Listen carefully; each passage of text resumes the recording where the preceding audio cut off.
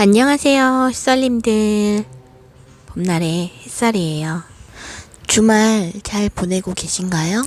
오늘 영상은 식물은 양분을 어떻게 흡수할까라는 주제로 영상을 시작해 보겠습니다. 식물이 살아가기 위해서는 물과 다양한 영양분이 필수적인데, 이 중요한 자원들을 주로 뿌리를 통해 흡수하는데요. 식물의 뿌리에는 수많은 작은 뿌리털이 있는데, 이 뿌리털은 토양 중에 물과 용해된 미네랄, 그러니까 영양분을 흡수하는 주요 수단인 거예요. 이렇게 흡수하는 과정은 주로 삼투압에 의해서 이루어지는데, 이 삼투압이란 물 분자가 더 낮은 농도의 용액에서 더 높은 농도의 용액으로 이동하는 현상을 말해요. 쉽게 예시를 들자면, 김장을 한 번이라도 해보셨던 분들은 이해하시기 쉬울 텐데요. 씨들은 배추를 물에 담글 때에는 배추의 농도가 물의 농도보다 더 진하기 때문에 물을 흡수해서 단단해지는 걸 아실 수 있으실 거예요. 반대로 배추를 농도가 높은 소금물에 담궈 놨을 때에는 소금물이 더 농도가 높기 때문에 배추 안에 있는 수분이 빠져나가면서 흐물흐물해지는 걸 아실 수 있으실 거예요. 이러한 과정이 삼투압인데, 식물의 뿌리 세포 내부에는 외부 토양 환경보다 용질의 농도가 높기 때문에 물 분자는 자연스럽게 높은 농도의 뿌리세포 내부로 이동을 하려고 하는 거예요. 이러한 원리로 뿌리는 물과 양분을 흡수하는 거랍니다. 물과 영양분은 뿌리에서 흡수된 후에 식물의 줄기를 통해 잎까지 올라가게 되는데, 이 과정에서 증산작용이 중요한 역할을 해요. 증산작용이란 잎에 도달한 물이 잎의 기공을 통해 증발하는 현상이에요. 이때 증발된 물 분자는 공기 중으로 방출돼서 물 분자가 증발하면서 그 자리에 새로운 물 분자가 이동을 하는데, 이 증발 과정이 연속적으로 일어나면서 식물 내에서 물이 뿌리에서부터 잎까지 계속 올라가는 흡입력이 발생을 하는 거예요. 식물은 이를 효율적으로 사용해서 성장하고 번식하는 생명활동을 이어가는 거예요. 물의 손실을 조절하기 위해 기공의 개폐를 조절할 수도 있고, 물이 부족하거나 고온건조한 환경에서는 기공을 닫아서 물 손실을 줄일 수도 있어요. 충분한 수분이 있을 때에는 기공을 열어서 광합성을 활발하게 진행을 하는 거고요. 식물은 뿌리를 통해서 생명을 유지하는데 필수적인 물과 영양분을 흡수를 하고, 이 흡수한 영양분은 광합성을 통해서 식물의 에너지를 얻고 성장하며 생존하는 거예요. 여기서 우리가 주는 비료가 바로 물에 의해 흡수되는 건 아니고요. 토양 속에 있는 양분이 미생물에 의해서 이온화되고, 이온화된 양분이 물과 함께 흡수되는 거예요.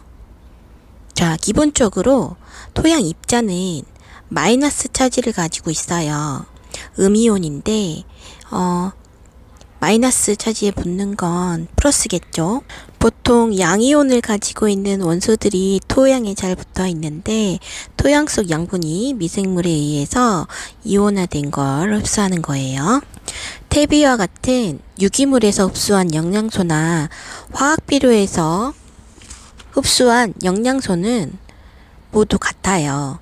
화학비료든 퇴비와 같은 유기물 영양분이든 토양 속에 들어가서 무기원소로 분해되어 뿌리가 흡수를 하는 거랍니다. 분해되는 속도 차이는 있지만 흡수되는 무기원소는 차이가 없어요. 퇴비는 천천히 분해돼서 느리게 흡수되고 토양에 오래 남아 있어요. 퇴비에는 인위적으로 다량원소가 들어있는 화학비료만큼은 아니지만 미량 원소가 포함되어 있기도 하고요. 그 외에 퇴비에는 미생물도 있고 대사산물도 있고 아미노산 등 토양을 건강하게 해주는 장점이 아주 많아요. 그렇지만 식물이 필요로 하는 양분 함량이 너무너무 낮기 때문에 NPK 표시 성분이 없는 거랍니다. 퇴비로는 생산량을 높일 수가 없어요. 그 이유는 질소 성분이 1% 미만이기 때문에 토양만 좋게 해주기만 해서는 생산량을 높일 수 없기 때문이에요. 그리고 우분과 같은 분뇨의 퇴비는 정말 잘 쓰셔야 돼요. 완숙 퇴비는 너무너무 좋은 장점이 많이 있지만 미숙 퇴비 같이 숙성이 완전히 안 된 퇴비를 잘못 사용하시면 각종 뿌리 썩은 병이나 아니면 그 후숙 과정에서 가스가 생성돼서 식물이 해를 입을 수도 있어요. 완숙 퇴비와 미완숙 퇴비를 구분하는 방법이 몇 가지 있는데, 일단 냄새를 맡아봤을 때 악취가 난다 라고 느껴지시면 그거는 이제 미완숙 퇴비예요. 그리고 숙성이 완전히 된 완숙 퇴비는 냄새를 맡아봤을 때 그 흙냄새가 난다고 하네요. 그리고 주먹으로 꽉 쳤을 때 수분감이 느껴진다면 그거는 이제 미완숙 퇴비라고 하네요. 그래서 퇴비를 사용하실 때에는 꼭 잘 알아보고 완숙된 퇴비인지 확인하시고 사용하시는 게 좋아요. 그리고 물어보신 분이 있으셨는데 봄나리는 따로 미생물을 넣어주고 있기 때문에 퇴비는 사용하고 있지 않습니다. 그리고 실내에서 가드닝을 하고 있기 때문에 약간 꺼려지는 것도 있어서 사용하지 않고 있어요. 그리고 뿌리에 무기양분 흡수를 방해하는 영향을 끼치는 조건들이 몇 가지가 있는데요. 첫 번째로는 산소예요. 산소의 농도가 낮으면 뿌리의 호흡이 낮아져서 ATP, 에너지 생산 효율이 낮아지고 무기양분 흡수도 낮아져요. 그래서 환기도 중요하고 화분 속에 흙을 배수성이 좋게 해주는 것도 중요해요. 그리고 두 번째로는 토양의 온도예요. 토양의 높은 온도는 유기물 분해를 촉진시켜서 미생물에 의해서 양분이 가용화되게 하는데요. 그래서 여름철에 비료를 주지 않는 이유이기도 해요. 그리고 세 번째로는 뿌리의 주변 온도인데 지온이나 수온 등, 그러니까 물의 온도 등이 뿌리 주변의 온도가 낮아지면 뿌리의 호흡이 낮아져서 무기양분의 흡수가 적어져요. 특히 인산은 15도 이하에서는 흡수가 되지 않는다고 하네요. 그래서 겨울철에 비료를 주어도 잘 성장하지 않는 이유이기도 해요. 그래서 겨울철에 식물에게 물을 줄 때는 물을 실온에 좀 받아놨다가 온도가 실온하고 비슷해진 물을 주는 게 좋아요. 이런 작은 디테일한 신경 써서 주는 하나하나가 식물을 잘 키우는 팁인 거예요.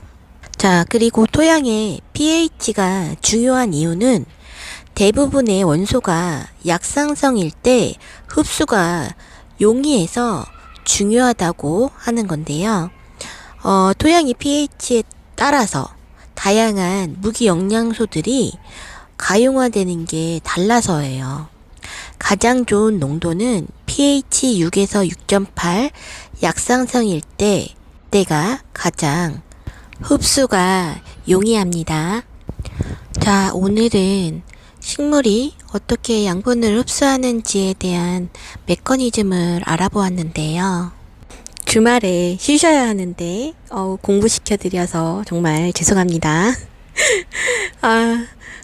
그래도 모르는 것보다는 알아두는 게 식물 키우는데 조금 더 도움이 되실 거라 생각해요.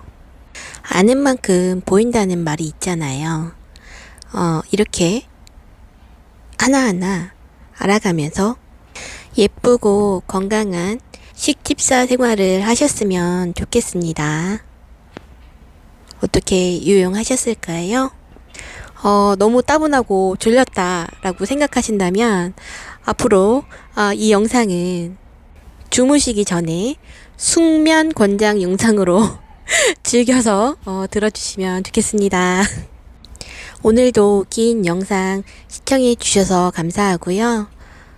남은 주말도 즐겁게 보내시길 바랄게요. 다음 영상에서 다시 만나요.